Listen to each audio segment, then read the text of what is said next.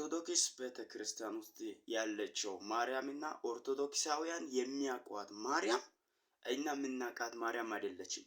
እኛ የምናውቃት ማርያም የጌታችንና የመድኃኒታችን የኢየሱስ ክርስቶስ እናተ ማርያም አንድ ነች። በኦርቶዶክስ ቤተክርስቲያን ውስጥ ያለችው ማርያም ደግሞ ስውሯ ተብላ ትጠራለች። ባታ ተብላ ትጠራለች። ኩክሌሽኗ ተብላ ትጠራለች። ደግሞ በቃ ጻድቃኗ ተብላ ትጠራለች።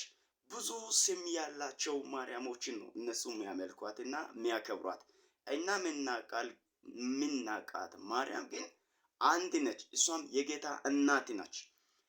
ማርያም እኛ የምናውቃት ማርያም ሰዎቹ የሚሰግዱላት ማርያም ሳይሆን ጌታን ከእኛ ጋር የምታመልክ ማርያም እንደሆነች መጽሐፍ ቅዱስ ይናገራል።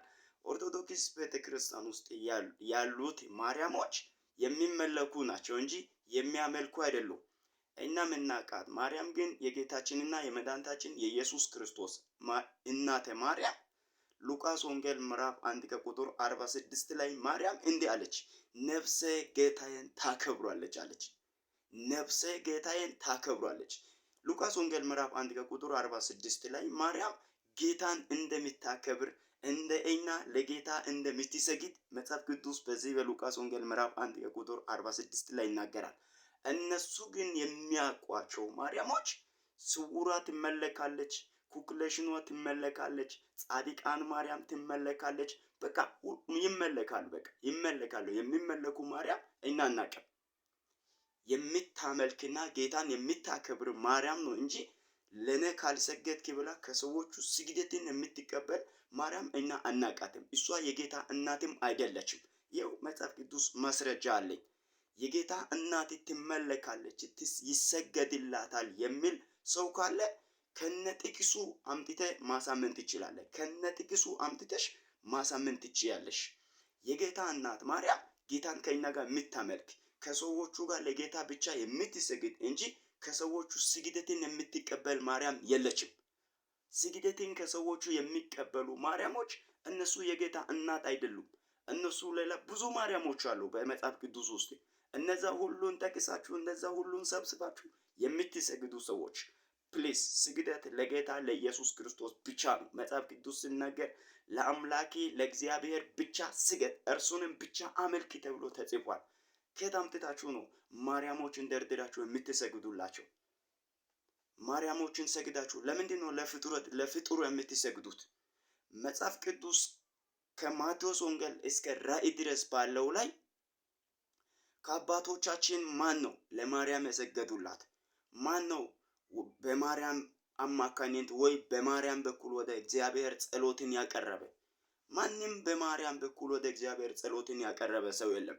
ጳውሎስም በማርያም በኩል አልጸለየም። ጴጥሮስም በማርያም በኩል አልጸለየም። ማንም በማርያም በኩል ጸሎትን ወደ እግዚአብሔር ያቀረበ ሰው የለም። ደግሞ ማርያም ታማልዳለች ብላችሁ የተረት ትምህርትን የምታስተምሩ ሰዎች ለምንድን ነው የትውልዱን አእምሮ በውሸት የምትጠቀጥቁት የምትሞሉት? እውነተኛ ሰዎቹ አእምሯቸው ላይ ሰብ አድርጎ ወጣቱ መያዝ አለባቸው ስለ ክርስቶስ እንጂ ስለ ማርያም አይደለችም። ማርያም በዚህ ክፍል ላይ እንደተናገረችው ነፍሰ ጌታን ታከብራለች አለ። አለቀ በቃ። በሰፉ የሚናገረው መጽሐፍ ቅዱስ ስለ ኢየሱስ እንጂ ስለ ማርያም አይደለም። ስለ ማርያም አይደለም፣ ስለ ኢየሱስ ነው መጽሐፍ ቅዱስ የሚናገረው።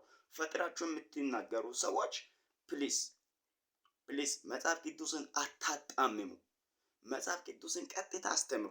ይህንን የምንናገረው ማርያም አታማልድም የምንለው ቃል ስላለ ነው። ማርያም እንደማታማልድ መጽሐፍ ቅዱስ ይናገራል። ያማለደችበትም ክፍል የለም።